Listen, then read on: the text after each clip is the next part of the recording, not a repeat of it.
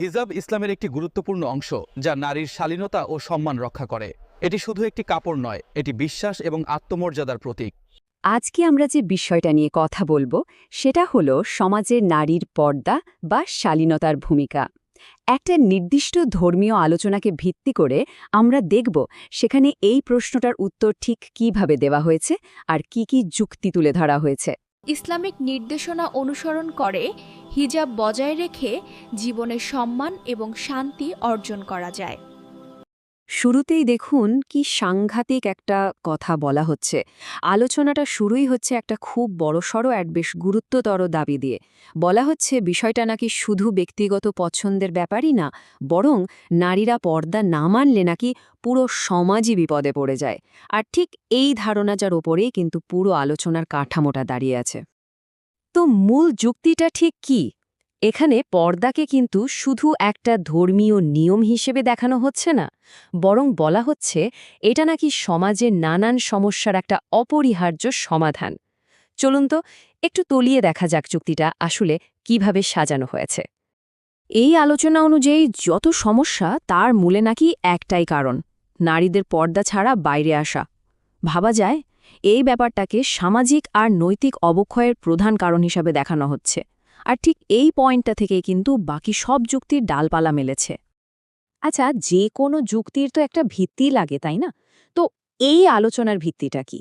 এখানে মূলত দুটো ধর্মীয় গ্রন্থকে প্রমাণ হিসেবে সামনে আনা হয়েছে, কুরআন এবং হাদিস। চলুন দেখি ঠিক কোন কোন আয়াত বা হাদিসের কথা বলা হচ্ছে। যুক্তিগুলোর মধ্যে প্রথম আর সবচেয়ে বড় স্তম্ভ হিসেবে ধরা হয়েছে পবিত্র কুরআনকে, মানে কুরআনের আয়াতগুলোকেই সবচেয়ে জোরালো প্রমাণ হিসেবে তুলে ধরা হচ্ছে। যেমন ধরুন, প্রথম যে উদ্ধৃতিটা আনা হয়েছে সেটা সূরা আন-নূরের। আর এর ব্যাখ্যায় বলা হচ্ছে এই যে নির্দেশ, এটা শুধু বাইরে একটা পোশাক পরার ব্যাপার না, এর সাথে ভেতরের শালীনতা মানে দৃষ্টিকে সংযত রাখার বিষয়টাও কিন্তু সরাসরি জড়িত। এরপর আসছে সূরা আল আহজাবের একটা আয়াত। এটার মাধ্যমে যে ধারণাটা দেওয়ার চেষ্টা করা হচ্ছে তা হলো পর্দা আসলে নারীদের জন্য একরকম সামাজিক আর আধ্যাত্মিক বর্মের মতো কাজ করে, যা তাদের পরিচয় আর সম্মান দুটোই রক্ষা করে। কোরআনের পর যুক্তির পরের ধাপে আসছে হাদিস, মানে নবী মোহাম্মদ সাল্লাল্লাহু আলাইহি ওয়াসাল্লামের কথা আর তার জীবনযাপনের বিভিন্ন ঘটনা। এখানে একটা নির্দিষ্ট হাদিস তুলে ধরে পর্দাকে সরাসরি দুটো জিনিসের সাথে জুড়ে দেওয়া হচ্ছে। এক হল ব্যক্তিগত আত্মসম্মান আর দুই হল পরিবারের শান্তি। বলা হচ্ছে পৃথিবীতে এই নিয়মটা মানলে এর পুরস্কার হিসেবে আল্লাহ আকাশে তার মর্যাদা বাড়িয়ে দেন। তো এই ধর্মীয় ভিত্তিগুলো দেখার পর আলোচনাটা এবার চলে যাচ্ছে একদম বাস্তব জীবনের ফলাফলের দিকে। মানে পর্দা মানলে কি হয় আর না মানলে কি হয়, এর নাকি একদম স্পষ্ট সামাজিক আর ব্যক্তিগত প্রভাব আছে। এখানে দেখুন দুটো একেবারে আলাদা ছবি তুলে ধরা হচ্ছে, যেন দুটো রাস্তা। একটা রাস্তায় পর্দা আছে আর সেখানে আছে সম্মান, শান্তি, নিরাপত্তা। আর অন্য রাস্তাটা হলো পর্দা ছাড়া, যেখানে দেখানো হচ্ছে বিশৃঙ্খলা, বিপদ আর নৈতিক অবক্ষয়। এই যে সাদা কালো ভাগ, এটা কিন্তু যুক্তিটাকে আরও জোরালো করার একটা উপায়। আর বলা হচ্ছে এই যে প্রভাবের কথাগুলো, এগুলো নাকি কোনো বানানো কথা না, এগুলো নাকি আমাদের চারপাশেই দেখা যায়, মিডিয়াতে, বাজারে, রোজকার জীবনে। মানে এটাকে একেবারে বর্তমান সমাজের বাস্তব ছবি হিসেবেই দেখানো হচ্ছে।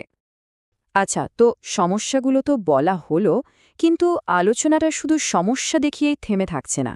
এরপর নারীদের জন্য কিছু একেবারে নির্দিষ্ট করণীয় বা নির্দেশনার কথাও বলা হচ্ছে। এখানে অনেকটা একটা 4 দফা প্ল্যানের মতো করে বিষয়টা সাজানো হয়েছে। পর্দা করা থেকে শুরু করে ধর্মীয় জ্ঞান লাভ করা পর্যন্ত এই পুরোটাকে একটা প্যাকেজ হিসেবে দেখানো হচ্ছে। আর দাবি করা হচ্ছে যে এটা মেনে চললে সেই ভালো ফলগুলো পাওয়া যাবে। এরপর নারীদের উদ্দেশ্যে সরাসরি একটা বেশ আন্তরিক আবেদন করা হয়। মূল কথাটা হলো আল্লাহর দেখানো পথে চললে যে শান্তিটা আসে সেটা শুধু নিজের মধ্যেই থাকে না, সেই শান্তি নাকি পরিবার ছাড়িয়ে পুরো সমাজও ছড়িয়ে পড়ে। তো সব আলোচনার শেষে এবার আমরা চলে এসেছি একেবারে চূড়ান্ত পর্যায়ে। এখানে পুরো বিষয়টাকে গুটিয়ে এনে একটা ফাইনাল মেসেজ বা আহ্বান জানানো হচ্ছে। চলুন দেখে নেওয়া যাক সেটা কি।